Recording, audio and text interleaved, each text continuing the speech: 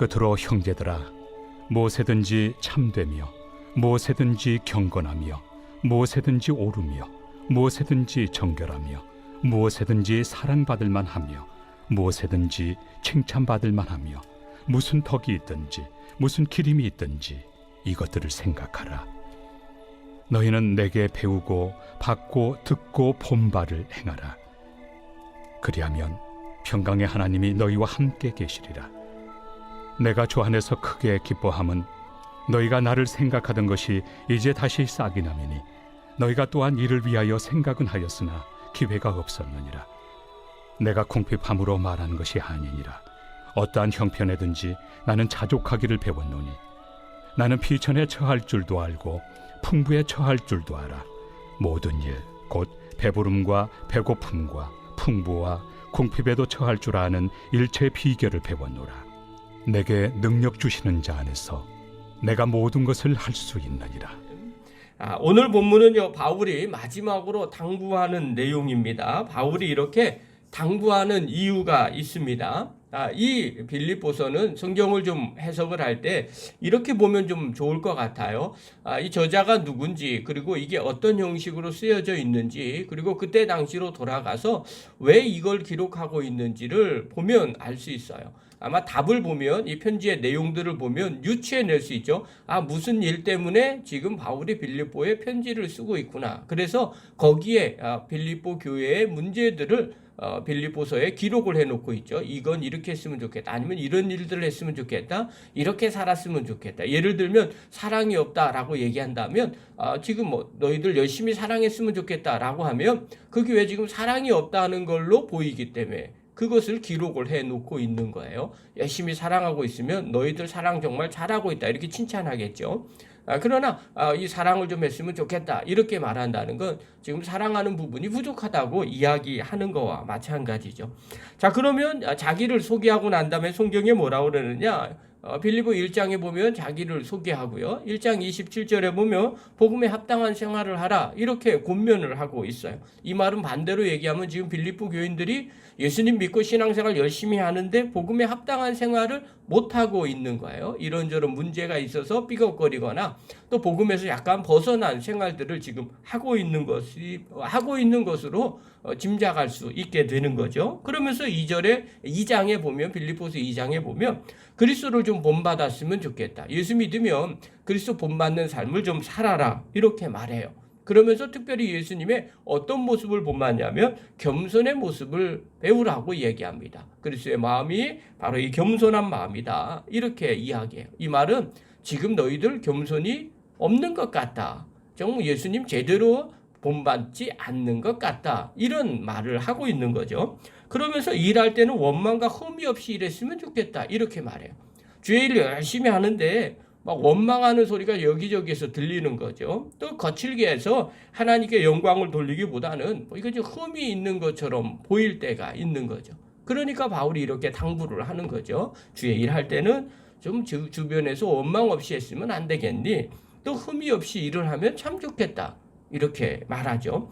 그러면서 2장 19절 이하에 보면 내가 디모데와 에바브로디도를 속히 너희에게 보내겠다 이렇게 말도 해요. 자, 왜 이 사람들을 속히 보내겠다고 이야기를 할까요? 거기에 지금 지도자감이 없는 것 같아요. 그래서 문제가 막 일어나니까 내가 빨리 그러면 이 디모데하고 에바브로디도를 보낼 테니까 그들 말 좀 잘 들었으면 좋겠다. 뭐 이렇게 이야기하는 거죠. 그러면서 3장에 보면 무엇이 나오냐면 율법주의자하고 반자유주의자들을 좀 경계를 하라 이렇게 말해요. 이 말은 빌립보 안에 지금 율법주의자들이 있어서 율법을 지켜야만 구원받는다 뭐 이런 것들을 강조하는 것 같아요. 그래서 문제가 일어난 것 같아요. 또 허랑방탕하게 사는 반자유주의자들이, 반도덕주의자들이 있었어요.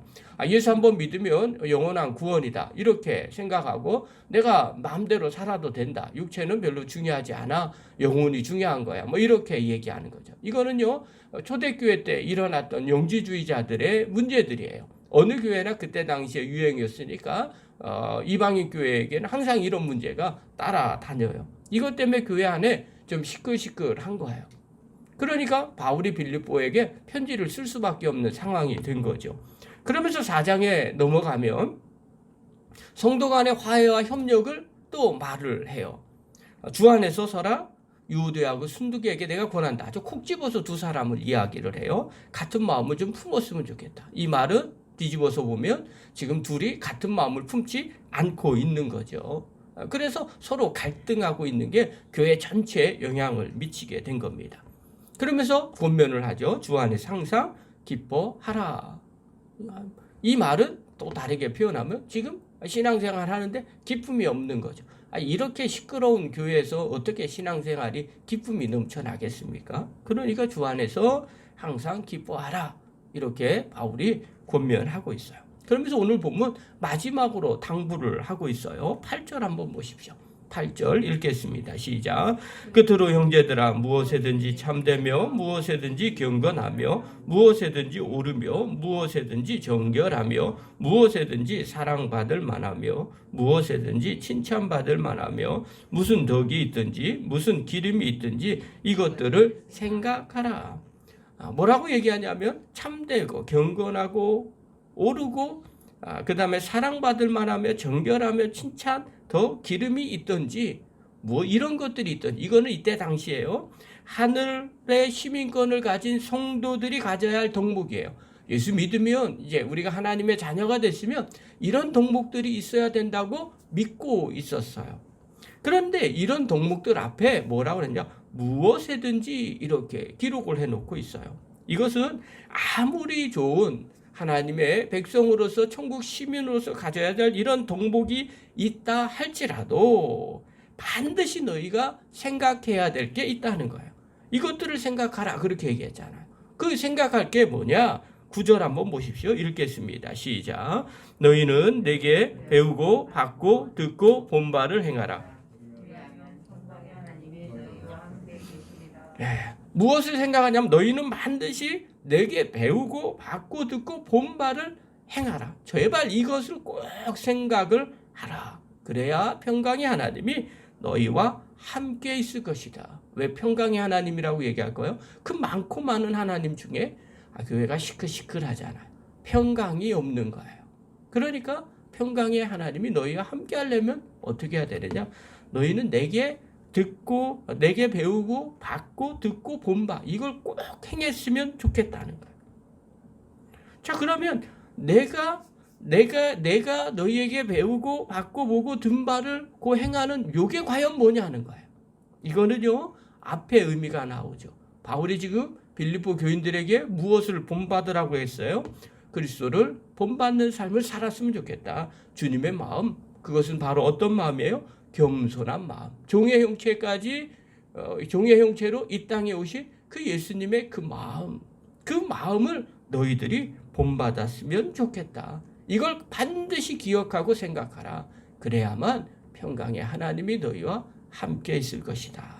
사랑하는 성도 여러분, 성도가 신앙생활 할 때 항상 생각해야 될 것이 있어요. 여러분, 우리가 은혜를 받고요, 능력 받고 은사를 받아서 당당하게 주의 일을 할 수 있습니다. 그런데요, 이렇게 하다 보면 어떤 일이 벌어지냐? 나도 모르게 교만해져서요, 마치 독불장군처럼 일할 때가 있어요.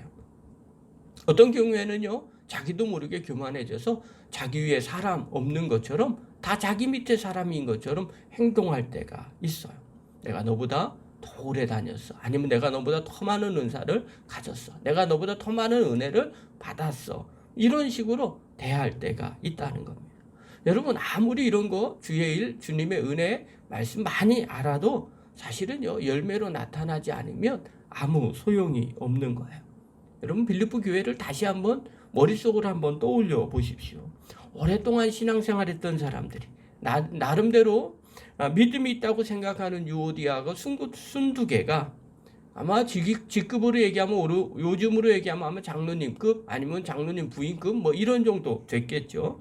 서로 권력 다툼하고 있는 거예요. 서로 파벌을 형성해서 교회만 오면 괜히 신경전을 펼치고 있는 겁니다.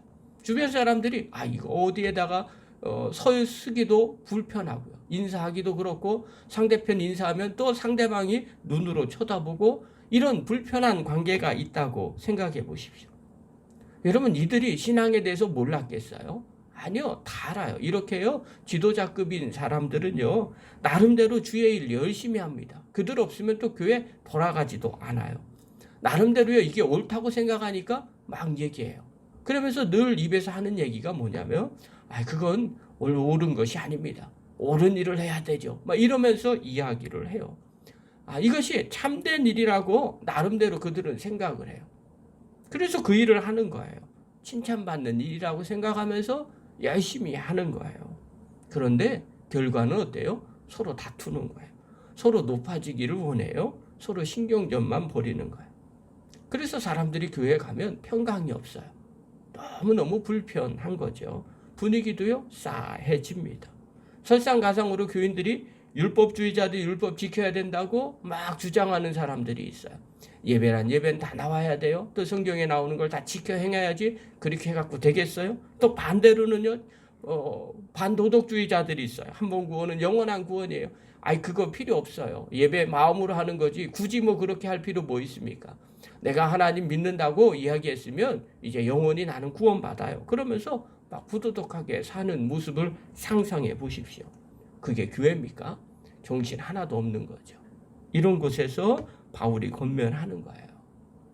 제발 내게 배우고 받고 듣고 본 바 알고 있지 않아. 제발 그것 좀 했으면 좋겠어. 예수님처럼 겸손한 마음으로 서로 하나 됐으면 좋겠어요. 이것이 빌립보서 편지의 결말입니다. 사랑하는 성도 여러분, 영상을 보는 귀한 성도 여러분, 오늘 우리 안에 이 마음 가지시기 바랍니다.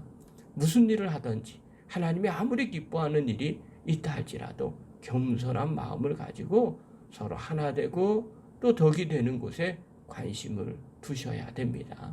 그때 평강의 하나님이 그 성도와 함께하고 그 교회에 함께합니다. 저와 여러분 늘 겸손한 마음을 가지고 하나 되고 주님을 닮아가는, 그래서 그곳에 있는 사람들에게 평강을 전하는 믿음의 거룩한 종들 되기를 간절히 축원합니다.